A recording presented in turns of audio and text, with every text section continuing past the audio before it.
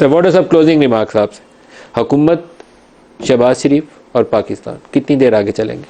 Sir देखिए, जितनी भी कोशिश कर लें सर, बाकी तो अल्लाह ताला की ज़ात को पता है। बहुत ही डिवाइन हेल्प आ गई, को मुझा हो गया, और ये कोलेशन के साथ भी 1.5 पौने 2 साल। क्योंकि अब ये अगर आप इमरान खान साहब को बिठा लें, नवाज शरीफ साहब को बेस्ट फ्रेंड बना दें, रज़ाई साहब को बना दें, सारों को बेस्ट फ्रेंड बना दें, तब भी मुझ ज़ाती तौर पर एक जल्दी क्विक आंसर, क्या इमरान खान को इस इलेक्शन नताइज के बाद ज़्यादा देर जेल में रखना, और जिस तरह के केसेस की नोयत है, बहुत जानदार केस नहीं है, किसी केस में भी जान नहीं है, मुमकिन होगा? जुम्बिश कलम का इंतजार करें। बैक जुम्बिश कलम किसी वक्त भी वो ऑर्डर हो सकता है। जुम्बिश कलम तक मैं रुकूंगा।